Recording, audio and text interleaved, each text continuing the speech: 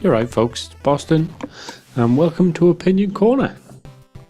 Today we're going to talk about Nintendo, and I mean as an entire games company, not just the Nintendo NX console, because we know very little about that. I couldn't possibly sit here and talk for a few minutes about it. I want to talk about why I think Nintendo slowly declined in popularity over like the last 10 years, despite its skyrocketing sales. And I mean, obviously this comes from my own personal experience with the consoles that they've brought out. First, I want to talk about my love for Nintendo, obviously by the games you can see playing at the moment. I had a great deal of fun playing the NES. The NES was my first real console. It was basically everyone's first real console, aside from, you know, playing games on tapes on the Atari and the Commodore and stuff. Now, I had an NES, I had a SNES, I had a Game Boy, I then had a Game Boy Color, I had an N64, I had a DS, I had a DS Lite, and I had a Nintendo Wii.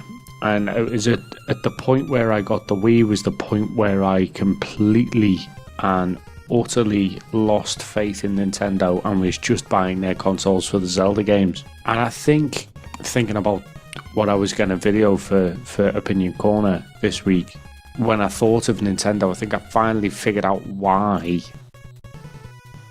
the Wii didn't appeal to me anymore. See, prior to, I'd say probably, prior to the Wii coming out, and around about the time the Sega Saturn came out and the PS1, what we were noticing, what was new in every generation of gaming was graphical update, gameplay aspects that previously weren't available. It always focused on, you know, how many pixels you get in a screen, how many polygons. When it got to disc, it was, you know, how many polygons were being used and stuff like that. It was always graphical updates, and it was always like gameplay mechanics and stuff. Like, you couldn't previously do this on old games. I remember when the N64 came out and it had a joystick, and we were all fucking lost because we had no idea what we were doing with it.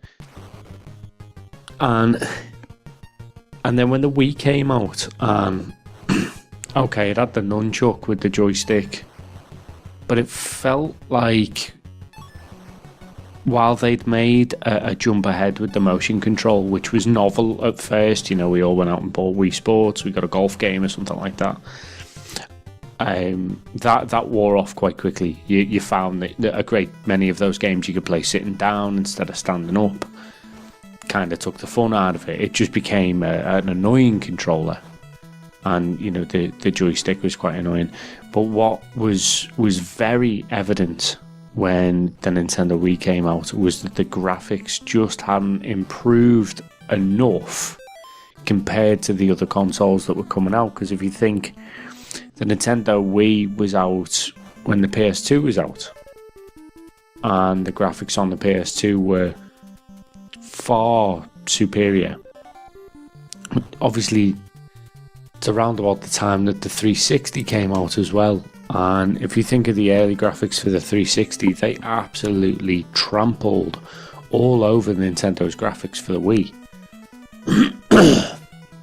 The jump from Nintendo GameCube to Nintendo Wii felt like, well, what they've done, and I admire them for it, obviously, is that instead of going for that superior graphical content and they've more focused on gameplay, on a new way of playing a game. Instead of trying to add new game mechanics, what they did was change the way you played the game, which meant that new game mechanics sort of had to be made to compensate for the new way to play. So you look at the first Zelda game that came out for the Wii, Twilight Princess, and you were controlling the sword with the Wii controller, and, you know, you'd control your shield with the nunchuck.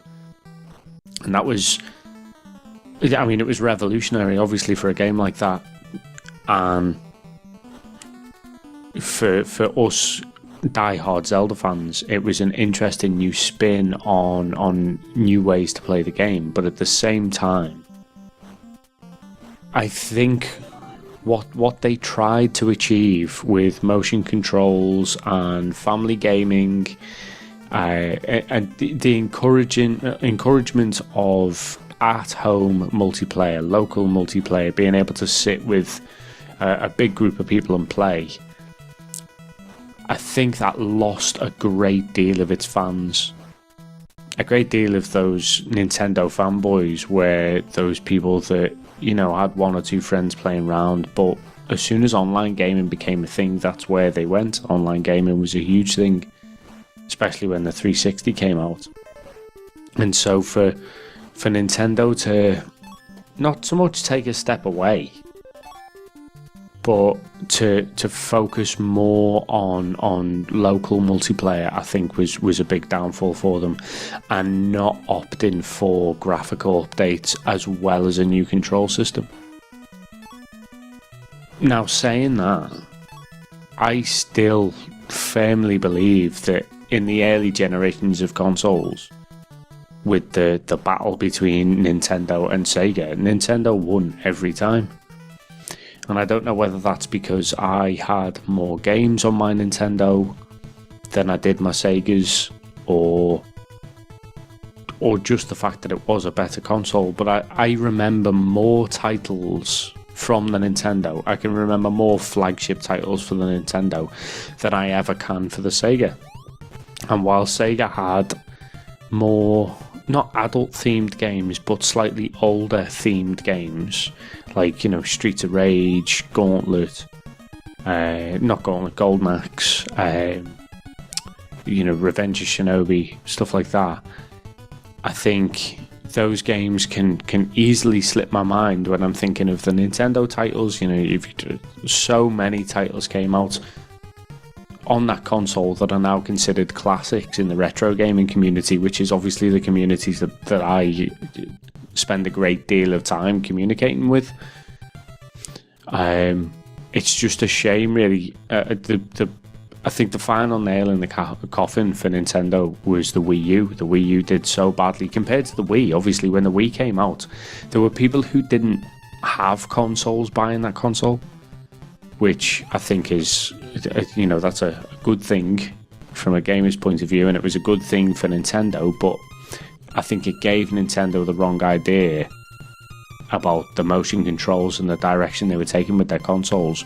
Was that while it was appealing to a wider audience, it was slowly getting rid of their original audience, the audience that would continue to buy the games and play the console. When they released serious titles for the console, it was the gamers that would buy it, not the casual people who bought a Wii because it looked fun.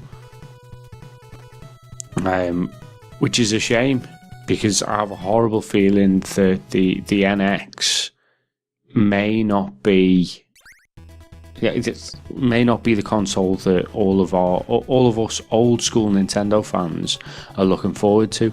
Like, I've seen a lot of people talking about it like it's like an NES upgrade or something like that. And I mean, it's obviously not. And while they may be bringing out the NES Mini, that's, it's rumor and hearsay, and a great deal of the stuff around the NX is rumor and hearsay. If they do take a brand new direction with the NX and it works in the same way that when the Wii was released it worked, then brilliant. But if it doesn't, I can see them going the way of Sega, where they stop making consoles, continue to make games, start selling the rights of their games to other developers. You never know, in 10 years we might actually see a Mario game on the PlayStation or something like that.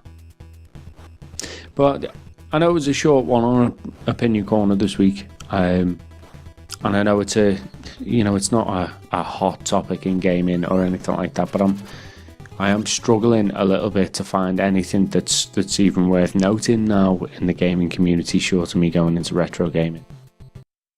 But anyway, guys, as always, that's just my opinion, and that's why it's called Opinion Corner. Take it easy. Laters.